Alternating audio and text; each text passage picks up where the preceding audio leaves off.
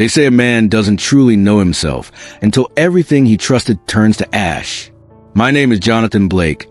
I'm 58 years old, and for most of my life, I believed in hard work, loyalty, and love.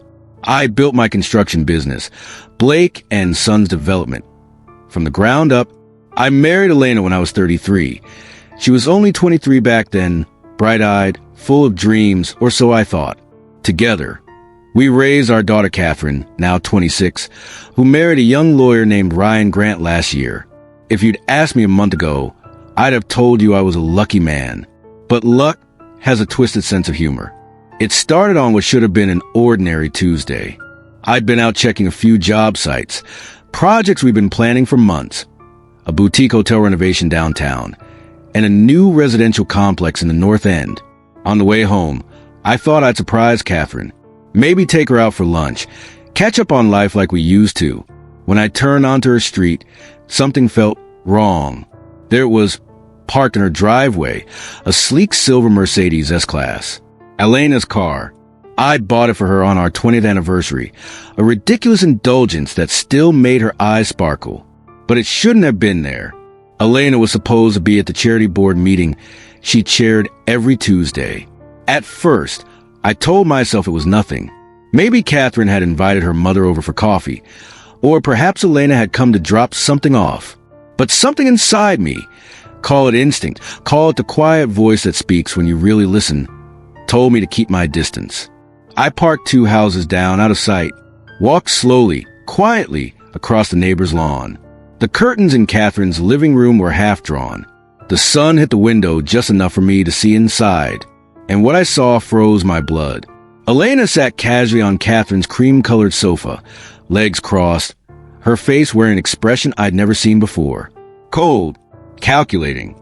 Ryan stood nearby, speaking in a low voice, gesturing with his hand as if outlining a plan. At first, it didn't make sense. Then I caught fragments, phrases that cut deeper than any blade. By summer, the divorce will look completely justified.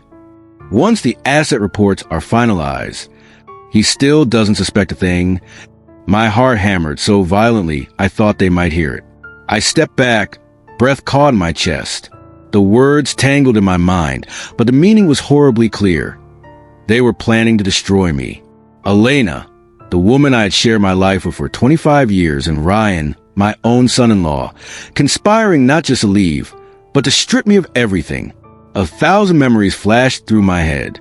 Every anniversary dinner, every night I'd stayed late at the office to build a future I thought we shared. All of it suddenly felt staged. I should have confronted them right then, burst through the door, demanded the truth. But another instinct stopped me. Record everything. I slipped my phone from my pocket, thumb trembling as I pressed record. I held it near the window, careful to stay hidden.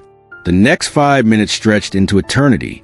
I heard Ryan outlining legal strategies, how under the state's divorce statutes, Elena could claim half of everything plus lifetime support. I heard Elena laughing softly, talking about the idiot husband who still brings her coffee in bed. I heard Ryan mention a folder where they gathered financial statements, property deeds, things only someone inside my home could collect. That folder haunted me. I had always trusted Elena completely. Our home office was unlocked, our files open.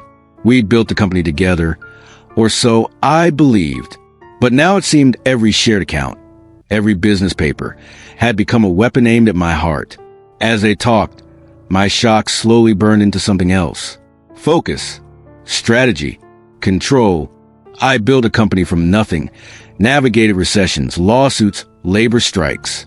And now, I realized this was just another fight, one I couldn't afford to lose. When the conversation ended, I slipped away, heart still pounding. Back in my car, I replayed the recording, forcing myself to hear every vile word. Each sentence cut deeper, but it also fueled something cold and sharp inside me. I drove home without really seeing the road. Elena would arrive later, with practiced excuses about why she'd left her meeting early. But I wouldn't challenge her. Not yet, because now I had something they didn't expect, awareness. And soon, I have something even more powerful, a plan. When I pulled into our driveway that evening, the house looked exactly as it always had.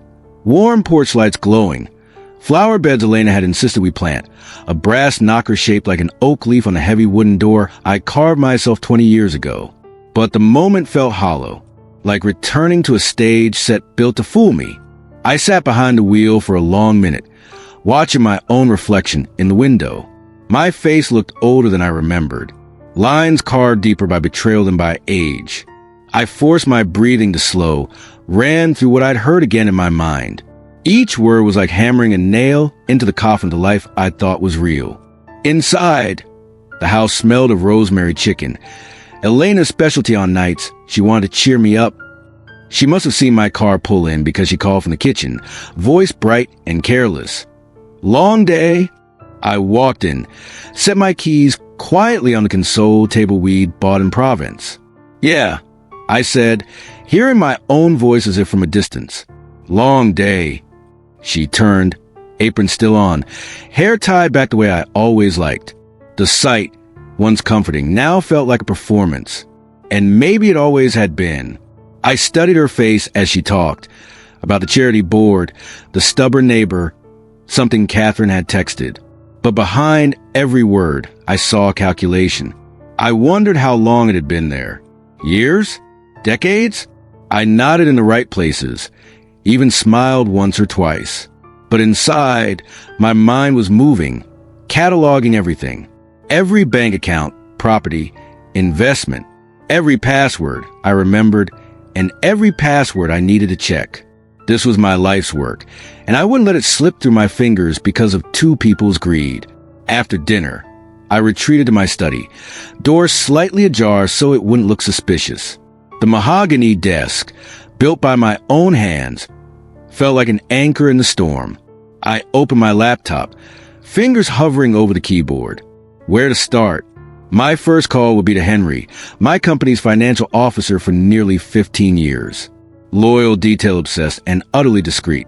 But not tonight. Tonight, I needed to gather proof without tipping my hand. I pulled up recent bank statements. Lines of numbers that had always been dull routine now burned with hidden meaning. Elena had moved small amounts over the last year.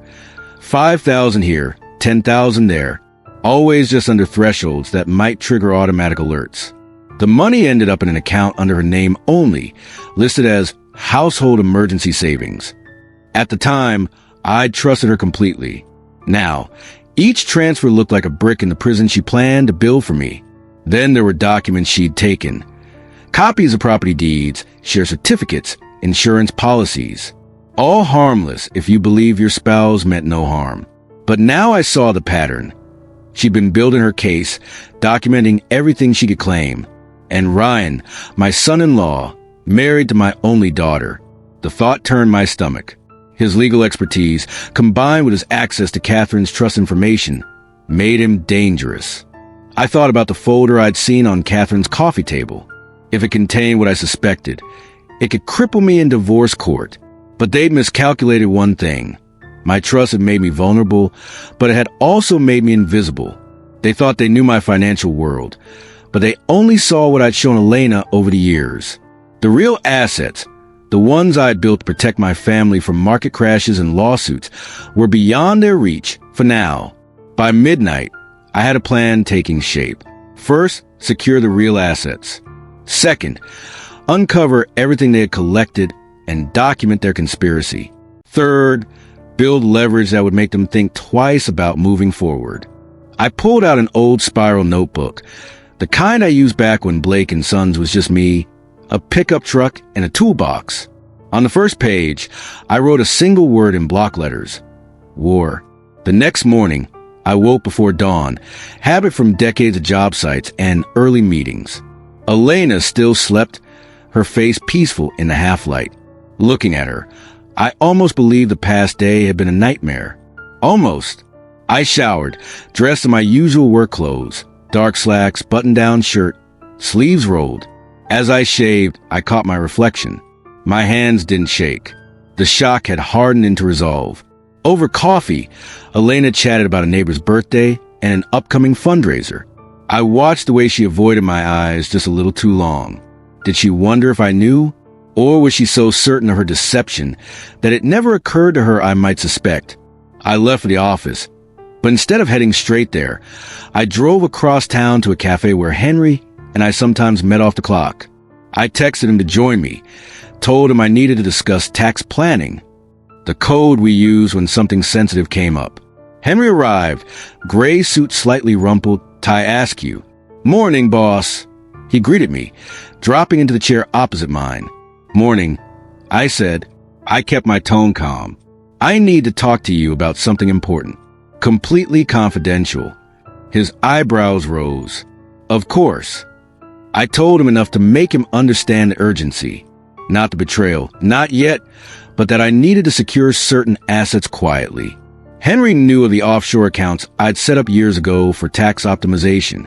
They were legal, fully declared, but carefully separated from our main holdings. "I want everything moved to a different structure," I said. "Something nobody can trace easily, not even family." Henry nodded slowly. "You think someone might go after them?" "I'm certain," I said. My voice was quieter than I intended. "And Henry, no documents at the office. Nothing digital that can be traced back. We work on paper and only here." He leaned back, processing. Then he gave me a slow, thoughtful nod. "Understood." Before he left, I placed a hand on his arm. "Henry, if anything happens, if someone asks questions, tell them you know nothing." "I will," he said, and I believed him. The rest of the week passed in a blur of normalcy on the outside and strategy on the inside. At home, Elena kept up her performance. At work, I signed contracts, took calls, visited sites. But at night, I became someone else, a man dissecting his own life to find a rot. Each evening, I reviewed the recording. Ryan's words about documenting assets, Elena's laughter, the timeline they planned. I noted every date, every clue. I began looking for patterns in Elena's phone use. Late calls she took in the garden, text messages she deleted. Once, while she showered, I checked her phone. A message from Ryan. "Everything's on track. Summer like we planned." No names, no details, but enough. And then there was Catherine, my daughter. How much did she know? Did she suspect her husband's betrayal? Or had she been kept in the dark, as I had? One night, I sat alone in the living room, replaying our life together in my head. Weddings, birthdays, quiet Sunday mornings reading the paper side by side. Were those moments real? Or had Elena been calculating even then? My heart still ached for the woman I thought I'd married. But pain was a weakness I couldn't afford now. Because what they'd started as betrayal, I would finish as retribution. In the days that followed, my life became a careful balancing act between the mask I wore in public and the cold calculations I carried in private. At the office, I was still Jonathan Blake, founder of Blake & Sons Development, the man who shook hands firmly and remembered birthdays. At home, I was still the husband who listened patiently as Elena talked about redecorating the guest room or which wine to serve at her next charity dinner. But behind my eyes, a different Jonathan watched every move, measured every word, and plotted the next step. I began by tracing the flow of money. Late at night, when Elena had gone to bed, or pretended to, I sat in my study with the blinds drawn. I reviewed our household accounts line by line, month by month. I saw it clearly now. Transfers timed around holidays, around business trips I'd taken. Small amounts, each innocent on its own, but together forming a steady siphon. One night, staring at the numbers under the desk lamp's harsh light, I whispered aloud to the empty room. "How long have you been planning this, Elena?" It was as if every shared password, every joint signature had been used not for partnership, but for infiltration. And Ryan, his name alone made something tighten in my chest. Not just rage, but disbelief. He'd sat at our table, toasted with my wine, smiled at the father-in-law who, unbeknownst to him, once negotiated million-dollar deals over worse men than him. They thought they were playing chess. They'd forgotten who built the board. I needed leverage, not just defense, but offense. I started assembling a file I called contingencies. Inside, I gathered three things. First, evidence of Elena and Ryan conspiracy. The original recording, backed up twice. One copy hidden in my workshop behind a false panel. Another uploaded to an encrypted cloud account Henry helped me set up. Second, Ryan's vulnerabilities. Through quiet inquiries and a few favors called in, I discovered more than I expected.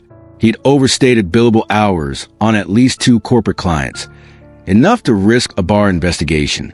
His firm's senior partner wouldn't look kindly on that. Third, Elena's financial inconsistencies. I traced luxury purchases she couldn't explain. Handbags, jewelry, weekends at a spa resort billed under an alias. If she claimed to be a devoted wife blindsided by divorce, these would tell another story. But none of this was enough on its own. Courts favored the spouse who appeared reasonable, who looked like the victim. And Elena was good at looking innocent. So I needed to do something harder, prove intent. One evening, I suggested to Elena we host a small dinner. Just the 4 of us and Catherine and Ryan. We don't see them enough, I said, feigning a smile that felt like cardboard on my face. She hesitated, only for a heartbeat, then agreed. That's a lovely idea, John, she said, voice smooth. I'll text Catherine. 2 days later, they arrived. Catherine, my sweet girl, smiling, carrying a bottle of Pinot. Ryan, perfectly composed in a navy blazer, shaking my hand firmly, meeting my gaze just long enough, but not too long. As we ate, I watched Elena and Ryan exchange fleeting looks, quick as raindrops, but there. To anyone else, invisible. To me, damning. I steered the conversation toward business. Casually, I mentioned an upcoming expansion, a project we hadn't publicly announced. Ryan leaned in, curiosity bright behind his lawyer's calm. That sounds significant, he remarked. It could double the company's valuation, I said lightly, sipping my wine, but it's confidential for now. Elena's eyes flickered. She hit it well, but I saw a calculation, a mental note. That night, after they left, I checked the guest bathroom trash can. My heart kicked when I found what I'd suspected, a tiny black plastic rectangle, a listening device, tucked under the sink cabinet. New, cheap, easily bought online. They weren't just planning, they were already spying. The betrayal burned fresh, but also brought relief, proof of intent. I carefully wrapped the device in tissue and hid it in my study. Tomorrow, I'd have Henry's contact in private security examine it, trace where it transmitted. Elena came into the living room, hair down, wearing the silk robe I'd bought her in Venice years ago. Nice dinner, don't you think? She asked, sitting beside me. I forced a smile. It was good to see them.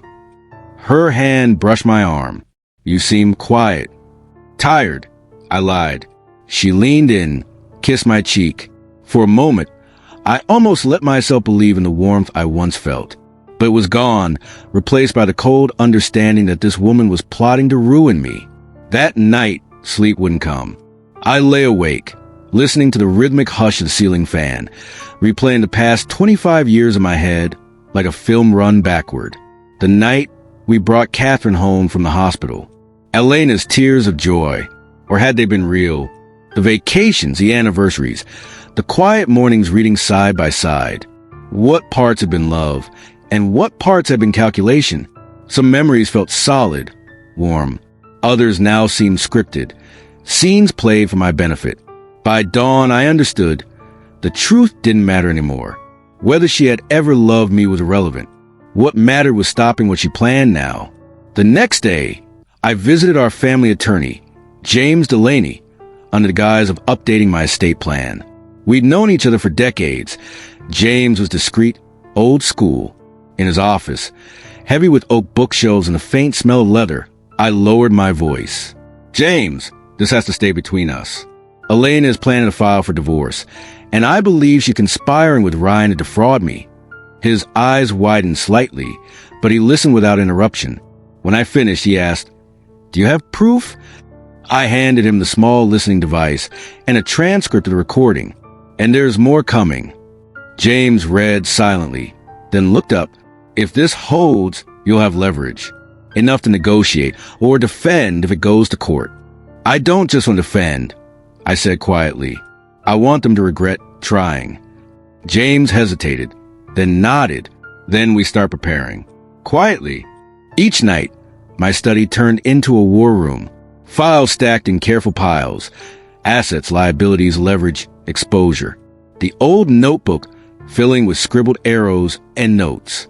One night, I wrote at the top of a fresh page, "What do they expect me to do?" The answer came quickly. Nothing. They expected me to react with shock, to beg, to negotiate badly, to accept ruin to keep the peace. So I wouldn't do any of those things. I would let them believe I knew nothing until it was too late. In those quiet hours, I discovered something unexpected. A part of me that had slept for years. The man who'd built a business in an unforgiving industry, who'd survived setbacks, lawsuits, recessions. That man hadn't vanished. He'd just been buried under years of domestic routine. Now, betrayal had woken him. And for the first time since that terrible afternoon at Catherine's house, I felt something like strength, because I realized they weren't destroying me. They were reminding me who I'd always been. And the game had only just begun. The hardest part wasn't collecting evidence or designing the strategy. The hardest part was pretending. Every morning at breakfast, Elena would sit across from me with that same easy smile, asking about the day's meetings, the subcontractors, or whether I'd remember to call the landscaper. And every morning, I'd nod, sip my coffee, and answer like a man still married his wife in every way except the truth. Each goodnight felt heavier, each polite kiss on her cheek before bed a silent rehearsal in deceit. I had to become an actor in my own life, and the irony wasn't lost on me. After 25 years of what I thought was partnership, it turned out she'd been acting too. Only difference was, my performance had an ending she couldn't see coming. One Friday evening, after she left to meet her book club friends, a group that likely existed only on her phone, I drove to my office downtown. The building was nearly empty, just the echo of my footsteps in the marble lobby and the soft hum of the cleaning crew on the upper floors. Inside my office, surrounded by blueprints and awards, I unlocked a drawer that hadn't been opened in years. Inside lay an old folder marked 1998 to 2003, private. Back then, I kept notes on every major project. Negotiations, price shifts, contractor disputes. Habits born from lean years, when a single lawsuit could sink the entire company. I flipped through the pages. My own handwriting reminded me of a younger man, hungry, unpolished, but meticulous. That same man had survived because he never underestimated risk, never assumed loyalty, and always planned 3 moves ahead. I wasn't trying to remember who I used to be. I was reminding myself that I'd always been this person, long before love, long before betrayal. By midnight, I had drawn out 3 possible scenarios on my whiteboard. Scenario 1. Elena files her divorce first, catching me off guard. She and Ryan present curated evidence to paint me as controlling, financially secretive, maybe even cruel. They push for a quick settlement before I can gather a proper defense. Scenario 2. They delay filing until after I sign the expansion contracts Ryan showed so much interest in. By then, my personal guarantee on the loans could tie my private assets to the business, making them part of marital property. Scenario 3. They discover I know and everything escalates. Public accusations, damage to reputation, and possibly dragging Catherine into a legal battle she never wanted. None of these scenarios ended with me walking away untouched. But then I wrote a 4th option. Scenario 4. I act first, quietly, legally, and decisively. Saturday morning, I visited James again. We drafted what he called a quiet armor. Changes to the company's ownership structure, a trust amendment that limited how marital property could include certain business assets, and a clause in my will that would freeze Elena's access if we were separated. I signed documents I never imagined needing. As I did, James said softly, "You understand, John, if this goes to court, it could get ugly." I met his gaze. "It's already ugly. I'm just making sure I walk away with what I built." Walking out his office, I felt a strange calm. My hands didn't tremble anymore. I knew what had to be done. That afternoon, I drove to the small cabin by Lake Eleanor. It wasn't much, a weathered deck, a chimney that always smoked too early in the season. But it was mine. Elena had never liked it. Too cold, too far, too simple, she'd said, which made it perfect. Inside, dust floated in sunbeams, and floorboards creaked in welcome. I unpacked files on my old laptop. Here, I could think without glancing over my shoulder. I wrote down everything I knew. Dates, times, the suspicious withdrawals, the recording, Ryan's text about summer like we planned. Piece by piece, I built a timeline that proved this wasn't a sudden breakup.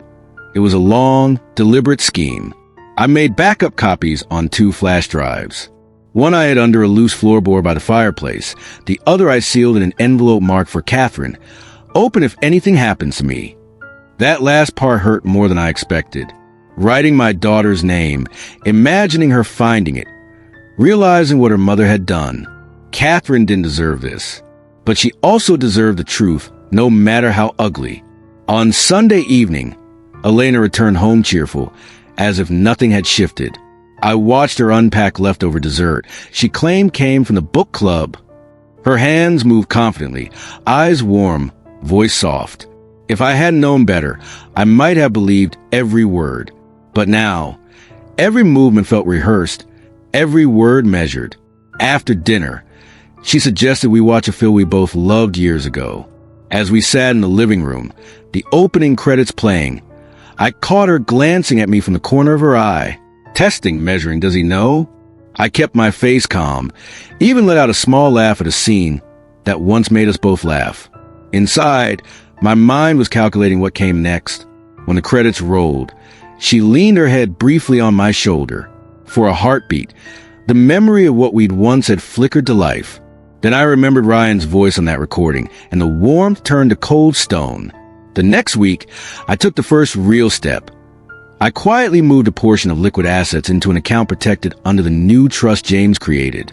Not illegal, not hidden, just beyond immediate reach if Elena filed first. Henry called to confirm the transfer, voice low. It's done. And John, be careful. I know, I told him. Thank you. I didn't tell him everything. Some burdens had to remain mine alone. One night, as I lay in bed, Elena already asleep or pretending, I thought about the first time I'd met her. December 1994, a Christmas gala. She'd laughed at something clumsy I said, her green eyes sparkling, hair falling over her shoulder.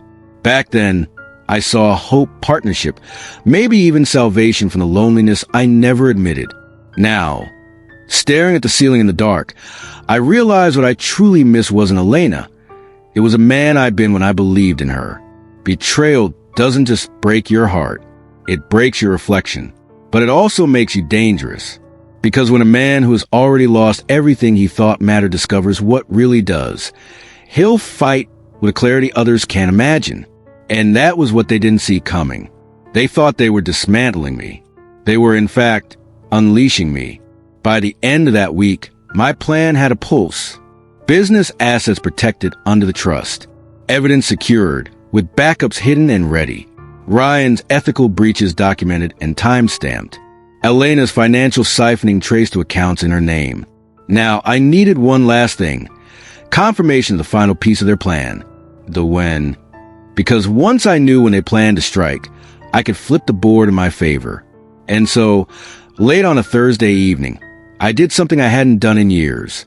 I parked outside Ryan and Catherine's house. Engine off. Windows cracked open to the summer air. Light spilled from their living room. Through the blinds, I saw movement.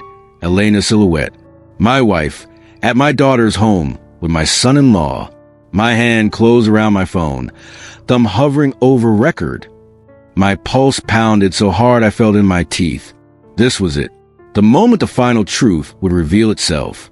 And as I listened, my heart broke for the last time, only to be reforged into something sharper than anger. Because what they said confirmed everything. And finally, I knew exactly how to end this. In the dim light of my parked car, with the warm summer air drifting through the half-open window, I held my breath and pressed record. My thumb felt heavy on the screen, as if by touching it I was crossing a final line from hurt to retaliation. Inside the living room, silhouettes moved behind the curtains. Elena, graceful even as a shadow, and Ryan, standing closer than a son-in-law should. Their voices were muffled by glass and distance, but every few words cut through the silence. Shouldn't wait much longer. Elena's tone, calm, rehearsed. Ryan replied, voice firmer. We'll file by the end of August. He won't see it coming. The accounts are ready. Every syllable was like acid poured on old wounds. This wasn't panic. This wasn't uncertainty. This was a cold plan spoken by two people who had shared my table, my home, my family. They spoke of my life as if it were an obstacle. My years of work, as if they were simply numbers to be divided. And me, as if I were already gone. In that moment, grief stopped being heavy. It turned sharp, because I realized they weren't waiting for me to collapse. They were counting on it. Their plan needed my shock, my confusion. It needed the version of me who trusted too easily. But that man had died the day I stood outside Catherine's window, phone trembling in my hand. And the man who took his place had no intention of playing by their script. Back home, I sat in the kitchen, the clock ticking past midnight. Elena hadn't returned yet. I knew where she was. Probably still with Ryan, sealing the final points of their plan. My plan, in contrast, wasn't finished yet, but it had enough shape to stand. I transferred the new recording to my encrypted folder. Then, on a fresh page of my notebook, I wrote 2 words in capital letters. Act first. My pen hovered, then moved below to sketch the outline of what I needed. A new business trust, already drafted by James, now ready to sign. Quiet liquidation of select assets that could disappear before divorce proceedings began. Contact with a private investigator to follow Ryan, not Elena, because Ryan was the weaker link, the one with more to lose. An anonymous tip, prepared but unsent, to Ryan's firm about his ethical violations. Insurance if he struck first. Each item felt less like revenge and more like survival. Not just for me, but for Catherine too. Because the final recording had given me something even worse than confirmation. It had given me the truth about my daughter. If Catherine finds out, she'll side with him. Elena had whispered to Ryan. My heart froze. Ryan had smiled. She won't. By then, it'll be too late. And once she sees how controlling he really is, she'll understand. In one sentence, he explained their entire playbook. Turn Catherine against me. Rewrite the story so the man who paid for her schooling, her first apartment, who stayed awake during her worst nights, became the villain. That realization didn't shatter me. It clarified me. Because if they planned to steal my daughter... 2. This wasn't just about money anymore. This was war. The next morning, I made the first irreversible move. I called James. Filed the documents. Today, I said, my voice sounded flat even to my own ears. And don't send them to the house. Mail them to the cabin address. By evening, the paperwork that shifted a large part of my company into an irrevocable trust had been signed, witnessed, and sealed, quietly, legally, and without triggering alerts to any shared account.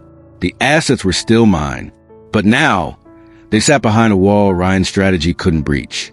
I stared at the final page, the ink drying next to my signature.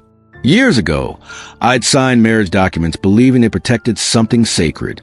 Today, I signed this knowing it protected something practical and realizing that was enough. Later that night, Elena returned home. Her lipstick had faded. Her perfume smelled different, mixed with cheap aftershave that wasn't mine. I stayed at the kitchen table, pretending to read emails. She paused in the doorway, still working. Her tone was light, but I caught the flicker in her eyes. Suspicion, maybe guilt, or maybe calculation. Try and get ahead before next month. I replied. She stepped closer. You look tired. I am. My voice didn't crack. Long days. She hesitated, then touched my shoulder. You should sleep? I forced a smile. In a bit. She left without another word. When the bedroom door clicked shut, I stayed there, staring at the screen's cold glow. I wondered if she could hear my heartbeat from the hall.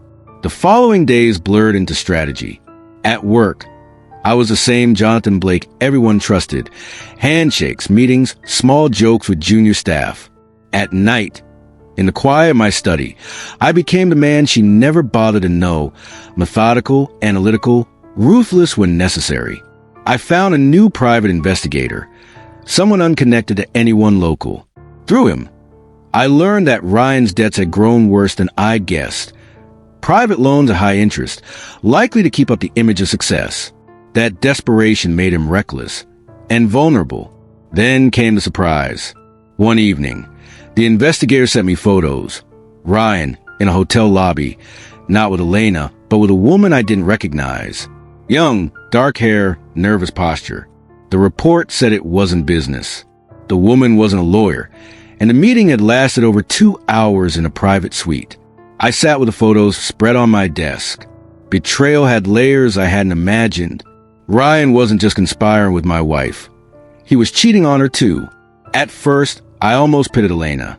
Then I reminded myself, pity is a weakness they would never offer me. This changed the game. If Ryan betrayed Elena too, then her certainty in him wasn't ironclad. That meant the alliance between them had a fracture I could widen. But not yet. I had to let them believe they were winning. One morning, I left for work earlier than usual. I drove past Ryan and Catherine's house again. The curtains were closed, but the investigator had told me Elena often stayed late there now, telling Catherine she was helping Ryan prepare surprise anniversary plans. I picture my daughter trusting her mother, trusting her husband, and I wrote in my notebook, protect Catherine, even if she hates me for it. Because one day, the truth would come out, and when it did, I want to be sure she still had something to come home to, even if that home was just me. By now, the evidence file was thick. Audio recordings, 3 separate evenings. Financial transfers traced directly to Ryan. Photos of Ryan's second affair. Records of phone calls between Elena and Ryan during times she told me she was elsewhere. I locked it all in a fireproof safe, the kind you bolt to the floor. Only one person besides me knew the combination, James. And still, each night, the same questions circle my mind. When do I strike? Because too soon meant tipping my hand. Too late meant losing everything. The answer came unexpectedly. One Thursday afternoon, I found a single sheet of paper in the mailbox. No return address. It was a printed message, short and direct. He plans to file next Friday. He thinks you won't be ready. No signature. Just that, for a moment, my vision narrowed. The air felt thin. Someone on their side had flipped. I didn't know who. Maybe the investigator's contact. Maybe someone Ryan had bragged to. It didn't matter. What mattered was the date. I had 8 days. 8 days to finalize the trust transfers. 8 days to prepare the legal response James had drafted. 8 days to decide. Do I expose Ryan's betrayal to Elena now, or wait until it costs them both the most? As I stared at the note, I realized the moment they filed would be the moment I've been preparing for. The day they thought they were destroying me would become the day they destroyed each other. 8 days. It's strange how a simple number can carry so much weight. 8 days felt both like a lifetime and a guillotine counting down. Every hour mattered. Every decision had consequences. But if betrayal teaches you anything, it's that the most dangerous move is standing still. That night, after reading the anonymous message over and over, I sat alone in my study. Outside, the summer rain rattled against the windows. The same rain that, years ago, used to soothe me after long days at construction sites. Back then, I'd come home covered in dust, and Elena would tease me, pretending to refuse a hug until I showered. I used to love that game. I used to love her. Now, the only thing I felt was cold resolve. I took out the notebook where I'd been tracking every step. Page after page filled with dates, bank numbers, coded notes that only I could understand. But tonight, I added something new at the top. This is not just defense. It's offense. Because the truth is, I didn't just want to stop them. I wanted them to understand the depth of what they'd done. That 25 years of loyalty wasn't a weakness. They'd mistaken kindness for ignorance. And when you underestimate a man like me, you don't just lose. You destroy yourself. The next morning, I met James earlier than planned. His office smelled of leather and fresh coffee, always somehow calming. But today, even he looked uneasy. They're going to file on Friday, I told him. James nodded slowly. We thought they might. Are you ready to finalize everything? Yes, I said, but there's something else. I handed him a smaller folder. Photos of Ryan's affair with the unknown woman. James raised an eyebrow. I thought we were only preparing defense. We are, I replied. But this isn't about revenge, James. It's about leverage. If Elena doubts Ryan for even a moment, their plan collapses. She needs to see him for who he truly is before she ruins herself completely. He looked at me for a long moment, then gave a slow, resigned nod. I hope you know what you're doing, John. I do, I said. And for the first time in weeks, I realized it was true. Driving back home, I passed the part of town where, decades ago, I poured the first foundation for Blake & Company. A cracked sidewalk still bore my initials, carved by hand during a lunch break. Back then, everything felt possible, hard but possible. I remembered Elena visiting the site once, wearing impractical shoes that sank into the gravel. She laughed and said, "You really believe in this, don't you?" "I do," I'd answered, sweaty and exhausted, but alive in a way I hadn't felt before or since. Funny, isn't it?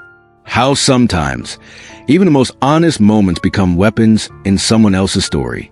At home, Elena greeted me with a familiar smile, but I noticed the way her eyes flickered to my briefcase, wondering if I suspected, measuring how much time she had left before striking. "I thought we could have dinner on the patio," she offered. "Sounds nice," I said. My voice sounded normal, calm, maybe even warm. And it was, because my anger had burned away days ago, replaced by something quieter. Not forgiveness, but clarity. During dinner, she talked about Catherine, about the weather, even about Ryan, carefully choosing words that made him sound noble, supportive. I listened, nodding at the right places, offering a few short replies. But inside, I studied her. The way her hand trembled slightly when lifting the glass. The careful pauses, as if checking my reaction. The faint shadows under her eyes, signs of sleepless nights, or guilt, or fear. Maybe all three. And for a second, I saw the young woman I'd married. I wondered what she would think of who she'd become. Would she recognize herself? Would she care? Later that night, I stood by the bedroom window, staring into the darkness beyond the garden. Elena was already asleep or pretending. I whispered a reflection, staring back at me. 8 days. The man in the glass looked older than I remembered, but his eyes were steady. I wasn't just fighting to save a company or even a fortune. I was fighting to save the man I used to be from being erased by their story. Because if they won, the history they'd tell Catherine wouldn't be about sacrifice or love.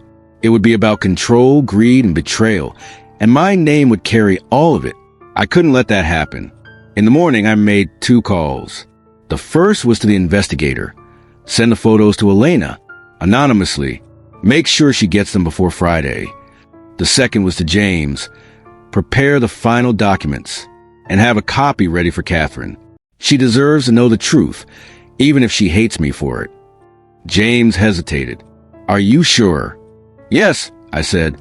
She can choose who to believe, but she deserves a choice. For the next few days, life continued like a perfectly rehearsed lie. At breakfast, Elena asked about bids and concrete prices. At night, she scrolled on her phone, pretending to read articles, while proudly texting Ryan.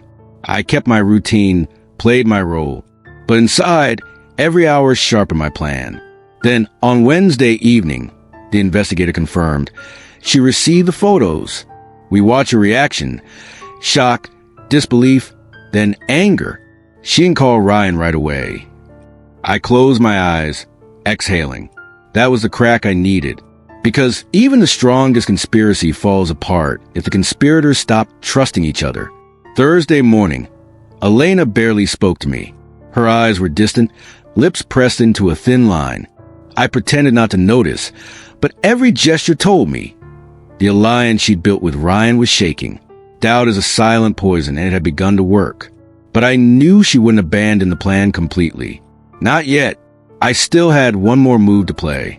That afternoon, I visited Catherine. She welcomed me with her usual smile, but I saw the worry behind it. "Dad, are you okay? You seem tired lately." "I am," I admitted. "There's something going on, and soon you'll hear a different story about it. From people you love, people you trust." She frowned. "What do you mean?" "I can't explain everything yet," I said softly. "But when the time comes, I'll show you what really happened. And then you'll decide who to believe." Her eyes searched mine, confusion mixing with fear. "Dad, you're scaring me." "I know," I whispered, "but trust me just a little longer." Driving home, I realized that in every battle, there's a moment where you stop hoping to be understood and fight simply to be remembered truthfully. For me, that moment had come. By Thursday night, everything was ready. Trusts finalized and filed. Evidence organized, labeled, and backed up. Anonymous emails prepared, containing Ryan's affair, financial records, and the recordings. Catherine's copy sealed in an envelope marked, "Open if you doubt me." I placed that envelope in the cabin safe, alongside everything else. And as I locked it, I whispered, "Tomorrow." Friday dawned gray and heavy, as if the sky itself sensed what was coming. Elena moved around the kitchen, quiet, distant. Neither of us spoke much. At exactly 10:14 a.m., James texted me one word: "Filed." Ryan and Elena had moved first, exactly as planned. But what they didn't know was that every document they filed had already been neutralized by what I prepared. The game they'd spent months building collapsed in a single morning. And as I sat in my office, staring at the copy of the divorce papers delivered to my desk, I felt nothing. No rage, no relief, just a calm acceptance that the war had truly begun. And now, finally, it was my turn to strike. There's something strange about the hours after the battle has officially begun. You imagine you'll feel triumphant, but in truth, it's like standing on a cliff at dawn, wind cold on your face, sea raging below, and no way to step back. You've already jumped in your mind, and all that's left is to see if the parachute opens. Friday afternoon felt exactly like that. I sat in my office, the divorce papers lying open before me. Each page carried Ryan's lawyerly precision, assetless proposed divisions, spousal support calculations, numbers so cold they almost mocked 25 years of marriage. And yet, while they filed first, they had no idea they walked straight into the web I'd spun around them. Elena came home late that evening. I heard her pause at the door, probably rehearsing whatever excuse she prepared. When she finally walked in, her face was calm, too calm, like porcelain before it cracks. "I assume you've seen the papers," she said. I looked up, nodded once. "Yes." "I didn't want it to be ugly, Jonathan," she added quickly, as if saying the words faster would make them true. "But it's the right thing. For both of us." The right thing. She really had rehearsed it. "I see," I replied evenly. "And Ryan helped you prepare these?" Her eyes widened, just for a breath. "Ryan? Why would you say that?" "Elena," I sighed. "We've known each other too long to pretend." She hesitated, then lowered her gaze. I didn't want it to come to this. But it had. And in her silence, I heard the panic beginning to stir, because the calm acceptance in my voice wasn't part of her script. That night, I couldn't sleep. Instead, I sat by the window, listening to the wind move through the trees. In the darkness, memory and strategy wove together until they felt the same. I remember the first time I took Elena to see a construction site. The wind had lifted her hair and she'd smiled, genuinely impressed by what I was building. Or so I believed. Maybe she was already measuring the walls, calculating the resale value. But even that thought didn't hurt as much as it used to, because the plan I built now wasn't just about money or revenge. It was about truth, about showing Catherine the kind of man her father really was. Not perfect, but not blind either. Saturday morning, I went to the cabin. That place had always been mine. I'd built it by hand before Catherine was born. Oak beams, stone fireplace, everything chosen carefully. Elena had liked it well enough, but she'd never loved it the way I did. Now it was my fortress. I opened the safe, took out the envelope marked for Catherine. Inside, there were copies of everything. The recordings, the bank transfers to Ryan, photos of Ryan with a woman he thought no one knew about. And at the top, I placed a letter. Not legal language. Just me, speaking to my daughter. Catherine, if you're reading this, it means things have happened you couldn't imagine. You'll hear stories about me, that I'm cold, controlling, or cruel. But this is the truth of what your mother and Ryan did. I'm not asking you to choose sides, only to see clearly before you decide. Love, Dad. Sealing that envelope felt like closing a door I could never reopen. By Sunday, the cracks in Elena's plan had widened. She barely spoke during breakfast. Her phone vibrated twice, and each time she stiffened, glancing at me as if I might have heard what was written on the screen. In truth, I already knew. The investigator had been tracking Ryan's panic. After receiving the anonymous message about the affair photos, Ryan had tried to contact Elena half a dozen times. First calmly, then frantically. He wanted to meet in person. She refused, because now, doubt whispered in her ear, if Ryan had betrayed me once, what else might he be hiding?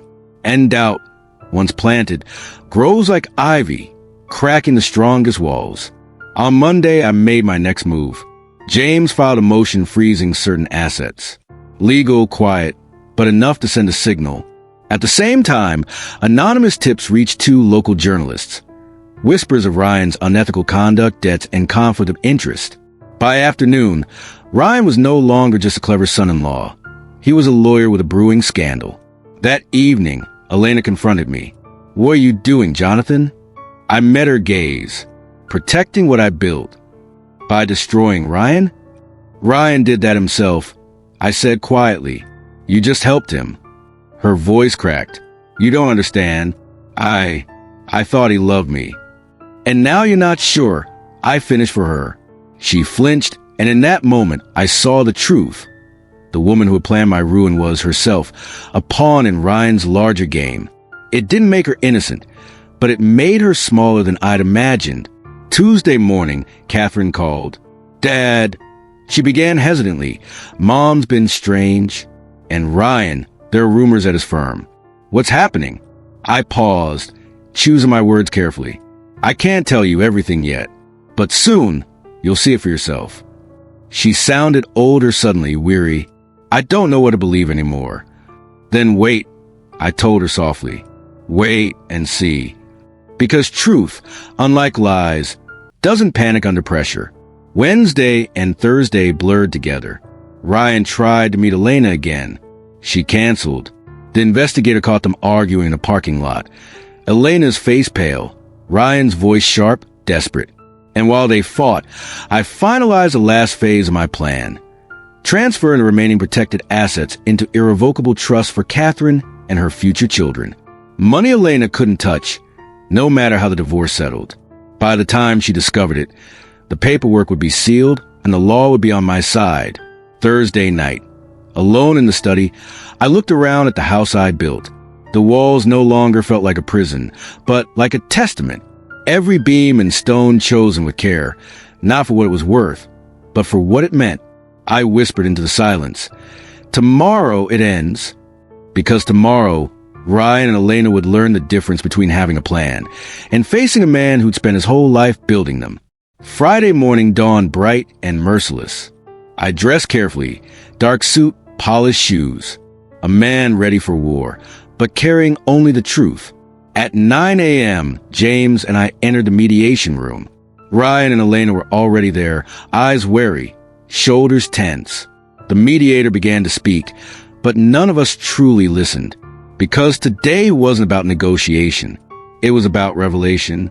The conference room was cold, sterile, a place designed to strip away distractions and force people to face one another with nothing left to hide. The harsh fluorescent lights buzzed faintly overhead, casting long shadows across the table where we all sat, poised like gladiators ready for the opening move. I looked across at Elena and Ryan. They were both trying to appear composed, but the tension around their eyes betrayed them. Elena's polished veneer was cracking, and Ryan's confident posture held just a fraction too much stiffness. I knew that look. It's what people wear when they're silently counting how many lies they can still tell before they're exposed. I started the session differently than expected. Instead of waiting for their opening statements or the mediator's questions, I reached into my briefcase and pulled out a small recorder. The device's red light blinked steadily, recording every second. "This," I said quietly, voice steady, "is the truth." I hit play. Elena's voice filled the room, words sharp and venomous, soaked in contempt and calculation. The recordings I'd secretly gathered over months, snippets of legal scheming, betrayal, and cold manipulation. The meticulous plans to dismantle everything I'd built, our marriage, our company, my reputation. Ryan's smug voice followed, outlining strategies to maximize financial gain, mocking the naive husband who'd worked himself to exhaustion while they orchestrated their coup. The silence that followed was heavy and suffocating. Elena's eyes widened as the voice she'd once trusted echoed back at her. Ryan's face paled, lips tightening. The carefully constructed walls they built around their conspiracy crumbled under the weight of undeniable proof. The mediator leaned forward. "Mr. Blake, where did you obtain these recordings?" I looked directly at Elena. From months of watching, listening, and waiting. "And why now?" Ryan's voice cracked like a whip. "Why reveal this at mediation?" "Because the truth is the only thing they can't manipulate," I said. I pulled out a folder and slid it across the table.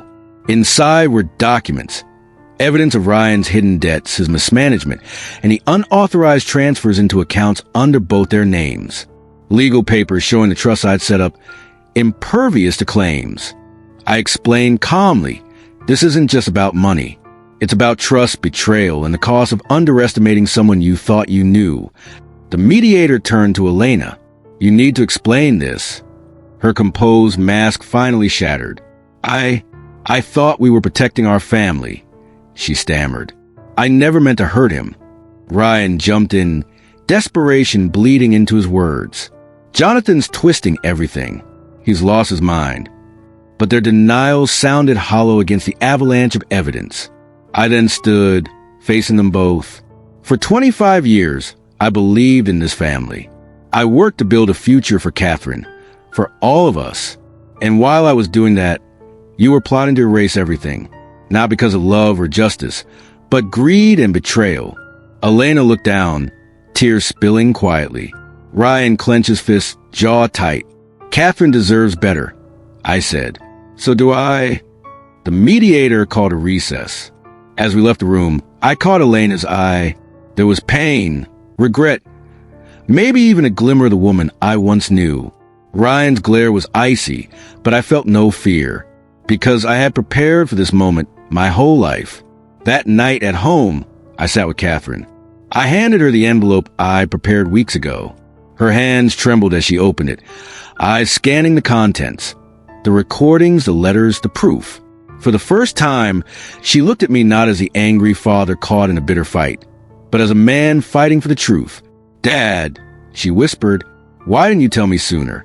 "Because you deserve to know the whole story, not just pieces." She nodded slowly, understanding the weight of what she held. The next morning, Elena called. Her voice was fragile. "Jonathan, I want to talk. Not about the divorce. About us. About everything." I didn't know what she expected, but I replied, simply, "I'm listening." In those days that followed, the battle continued. But now, I wasn't just offending. I was reclaiming. Every step they took to harm me was met with a calculated countermove. Trust's legal shields and truth became my weapons. Ryan's reputation unraveled. Elena wavered between anger and remorse. And Catherine? She stood by me, no longer caught in the crossfire, but beside her father, seeing him as a man who refused to be defeated. And as the final papers were signed, I felt something I hadn't felt in a long time. Peace. Not because I had won money or legal battles, but because I had fought for my dignity, my family, and myself. The war was over. But the scars? Those would take longer to heal. The days after mediation felt like walking through a fog. The raw truth had been laid bare, and yet the fallout was only beginning.